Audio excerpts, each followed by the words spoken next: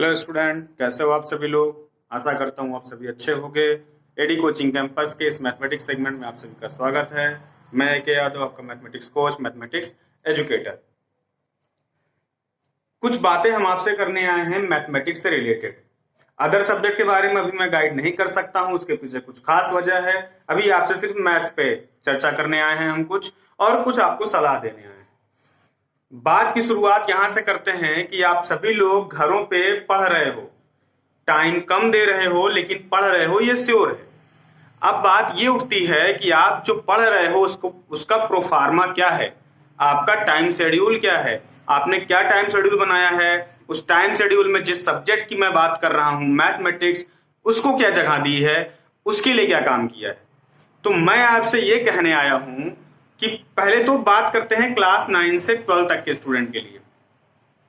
Board non board से मतलब नहीं है, ये 4 क्लास के बारे में बात कर रहे हैं। 9 से 12 तक के स्टूडेंट की बात कर रहे हैं। इन लोगों को करना क्या है, देखिए आपको करना क्या है। आप लोगों को सबसे पहला काम ये करना है कि बुक की इंडेक्स को देखो, हर एक चैप्टर को सीरियल बाय सीरियल देखो। और जहां तक मैं जानता हूं, जितने स्टूडेंट्स मेरे पास आते हो, हम लोग क्योंकि लॉकडाउन के पहले जो क्लासेस हुई हैं उसमें जो स्टार्टिंग हमने कराए हैं, कुछ स्कूल वालों स्टूडेंट्स के एग्जाम्स लेट से हो रहे थे तो उनको स्टार्टिंग नहीं कराया जा सका है।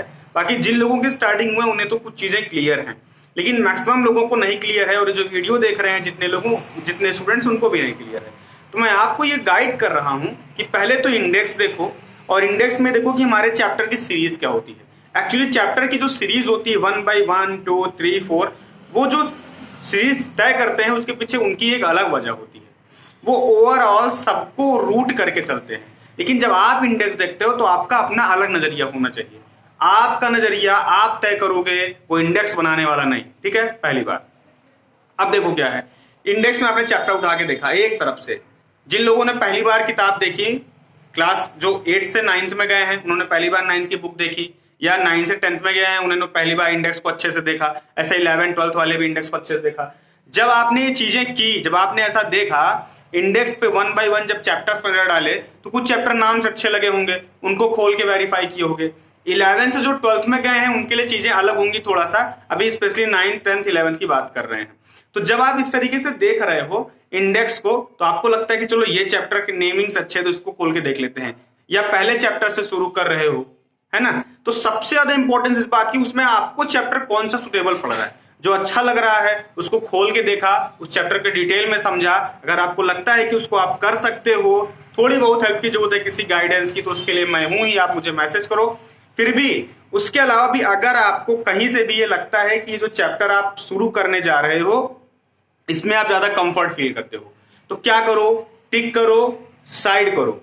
जिसमें ज्यादा कंफर्ट फील कर रहे हो उसको पहले शुरू नहीं करना है, साइड करो। उसके बाद चैप्टर इंडेक्स के सेकेंड हाफ पार्ट पे नजर डालो, फर्स्ट हाफ पे नहीं। 50% चैप्टर ऊपर के छोड़ दो, नीचे के 50% चैप्टर पकड़ो। उसमें से कोई एक चैप्टर डिसाइड करो जो तुमको हार्ड लगे, डेफिनेटली हार्ड लगे या लेंदी लगना चाहिए। उस चैप्टर को उठाओ और उसको सॉल्व करना शुरू करो, उसके क्वेश्चंस को। और वो जो चैप्टर इजी लग रहा है ना, उसको मार्क करके साइड में रखना है, अवॉइड नहीं करना है। इस चैप्टर को शुरू करो, इसको करते रहो जब इसके डाउट ज्यादा परेशान करें, क्योंकि जो चैप्टर हार्ड या लेंदी उठाए हो डेफिनेट है उसमें बार बार फंसोगे।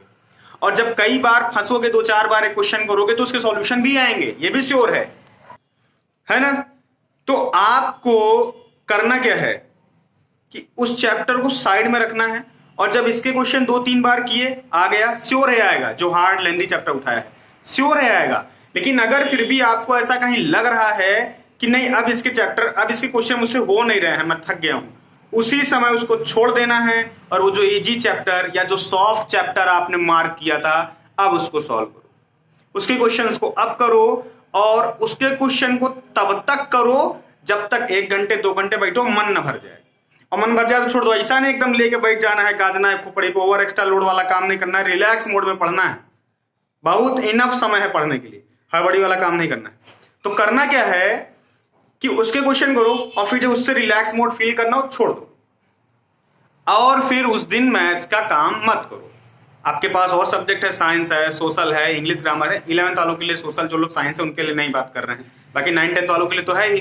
तो आप लोग ये सब चीजें पढ़ो और फिर नेक्स्ट डे आप देखोगे अपने आप आपको मैथ के उस क्वेश्चन, उस चैप्टर को करने का मन करेगा जो हार्ड क्वेश्चन आपने उठाया था, जिससे आप लास्ट दिन लड़े थे लेकिन जीत नहीं पाए थे, और आज करोगे डेफिनेटली जीतोगे, उसके सॉल्यूशन को ले आओगे आगे, ठीक है। और फिर भी नहीं आता है तो आप मुझे कमेंट करो, मैसेज करो, गारंटी है आपको वीडियो बना के दूंगा, चाहे क्वेश्चन का अकेले वीडियो बनाना पड़े, उसके लिए आप टेंशन मत करो, मेरी टेंशन है, ठीक है। या उस चैप्टर मुझे सही लगे तो उस चैप्टर की पूरी एक वीडियो बना के, अलग अलग 2-4 वीडियो बना के एक चैप्टर के अलग अलग पार्ट में वो वीडियो मैं अपलोड कर दूंगा, ठीक है। तो उसके लिए आपको टेंशन नहीं लेना है।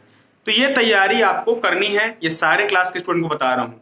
बात है 12th वालों की, तो 12th वालों को देखो, जो लोग प्रिपरेशन आगे करना चाहते हैं इंजीनियरिंग फील्ड से, अभी उनकी बात नहीं, अभी सिर्फ 12th की बात कर रहा हूँ, बोर्ड की। तो आप 12th की बुक से जो चैप्टर पढ़ रहे हो, 12th वाले लेंदी चैप्टर एक भी नहीं उठाएंगे इस पीरियड में। आप चैप्टर लेंदी नहीं उठाओगे, इसका मतलब ये नहीं कि आप चैप्टर हार्ड नहीं उठाओगे, हार्ड चैप्टर उठाओ, आप भी वही करोगे, बस आपके लिए लेंदी पॉइंट हट जाता है।